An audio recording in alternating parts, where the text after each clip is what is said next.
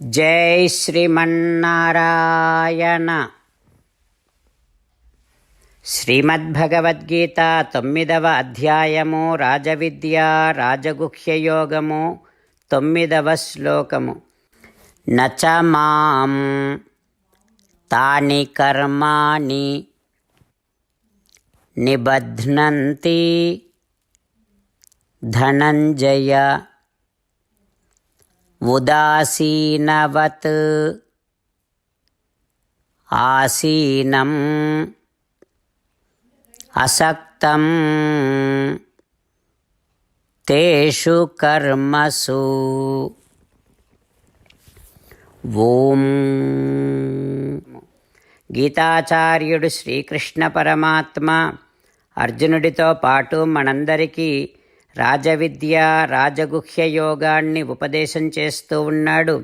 పరమాత్మ ఈ రకంగా అంటూ ఉన్నాడు, అర్జున, ఈ సృష్టి అంతా కూడా నా సంకల్ప ప్రభావము చేత ఏర్పడుతుందని కదా చెప్పాను. అయితే ఈ సృష్టిలో చాలా రకాల హెచ్చుతగ్గులు ఉన్నాయి. కొందరేమో దేవతలుగా, కొందరేమో మనుష్యులుగా, కొందరేమో జంతువులుగా, కొందరేమో స్థావరాలుగా సృజింపబడ్డారు. మరి ఈ హెచ్చుతగ్గులన్నీ నేను చేసినవనుకుంటున్నావా? ఇందులో నా పక్షపాత వైఖరి అనేటటువంటిది ఏమీ లేదు. ఈ హెచ్చుతగ్గులు నా తప్పు కాదు. అర్జున, ఆయా జీవులు చేసుకున్నటువంటి పూర్వకర్మ ప్రభావము చేత వారు చేసుకున్నటువంటి పుణ్యపాపముల కారణమే వారు ఆయా శరీరాలలోనికి ప్రవేశింపబడుతూ ఉంటారు. నేను ఉదాసీనంగానే ఉంటాను. ఈ సృష్టి అంతా కూడా నా సంకల్ప ప్రభావము చేత ఏర్పడినా సరే ఈ సృష్టిలో ఉండేటటువంటి హెచ్చుతగ్గులను చూసి కానీ, రకరకాలైనటువంటి నీచకర్మలను చూసి కానీ, నీచమైన స్వభావాలను చూసి కానీ దేవుడు ఇలా ఎందుకు సృష్టించాడు అని నన్ను నిందించటానికి వీలే లేదు అంటూ శ్రీకృష్ణ భగవానుడు ఈ సృష్టిలోని హెచ్చుతగ్గుల నిర్ణయము తాను చేసినది కాదని, తాను పక్షపాతముతో చేసినటువంటిది కానే కాదని స్పష్టపరుస్తూ ఉన్నాడు. ఆ భగవానుని ఉపదేశాన్ని మనసారా స్మరిస్తూ మనకు కలిగేటటువంటి కష్టాలకో నష్టాలకో భగవంతుణ్ణి నిందించకుండా, ప్రపంచములో జరిగేటటువంటి నీచమైన కర్మలకు కూడా పరమాత్మను నిందించకుండా, ఇవి కేవలము మనము చేసుకున్నటువంటి పూర్వజన్మలోని పుణ్యపాప కర్మ కారణమే అని అవగాహనను పెంచుకుంటూ శ్రీకృష్ణ భగవానుడు పలికిన పలుకులను అదేవిధంగా పలికే ప్రయత్నం చేద్దాం. నచ మాం తాని కర్మాణి నిబధ్నంతి ధనంజయ ఉదాసీనవదాసీనం అసక్తం తేషు కర్మసు. అంతేకాకుండా మనం ప్రతిరోజు శ్రీమన్నారాయణుడికి ఒక 8 పనులు చేస్తాం అని మాట ఇద్దాం. ఎందుకంటే శ్రీకృష్ణ భగవానుడు 18వ అధ్యాయములో 65 నుండి 70వ శ్లోకాల ద్వారా శ్రీమద్భగవద్గీత అంతటికీ సారభూతముగా మనకు 8 పనులు చేయమని చెప్పాడు. అలా చేస్తే చాలు, నేను మిమ్మల్ని అన్ని విధాలుగా రక్షిస్తా అని ప్రమాణపూర్వకముగా ప్రతిజ్ఞ కూడా చేశాడు. అందుకని శ్రీమద్భగవద్గీతను అంతటినీ విన్న తర్వాత అర్జునుడు కూడా చివరకు కరిష్యే వచనం తవ, కృష్ణ నువ్వు చెప్పినట్టే చేస్తా అని అన్నాడు. కనుకనే భగవానుడు అర్జునుడికి అన్ని విధాల విజయాన్ని అందించాడు. మనం కూడా ప్రతిరోజు శ్రీమన్నారాయణుడికి ఆ రకంగానే మాట ఇద్దాం.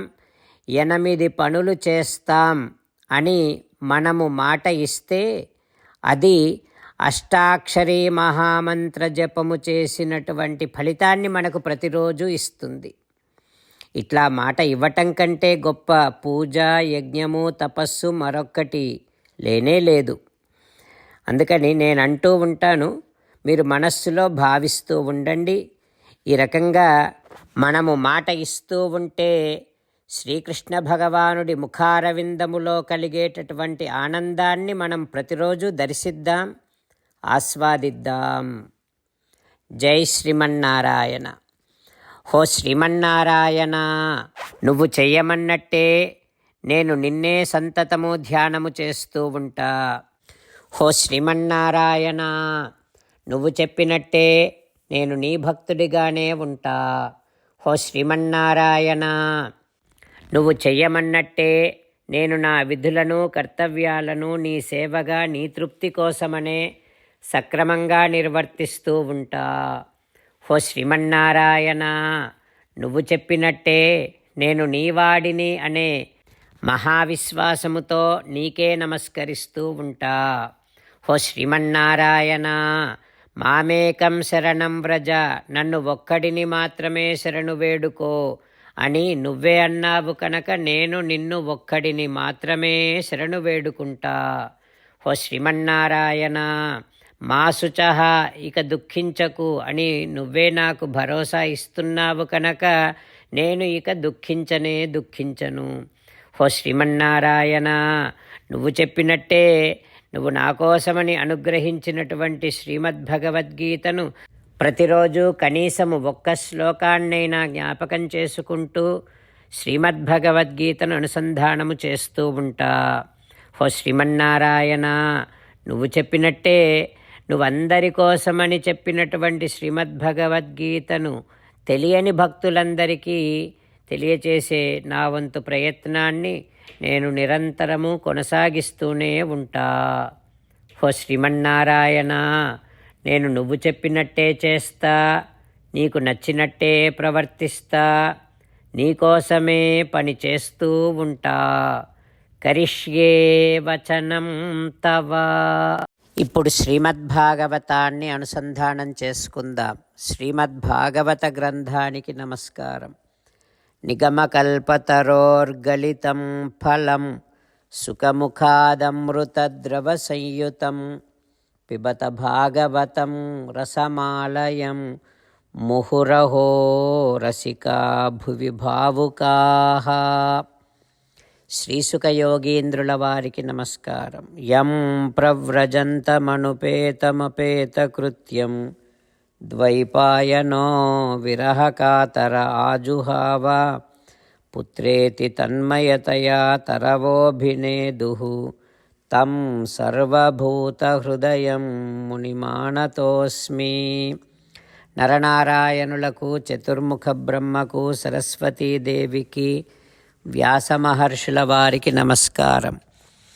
నారాయణం నమస్కృత్య నరం చైవ నరోత్తమం దేవీం సరస్వతీం వ్యాసం తతో జయం ఉదీరయేత్.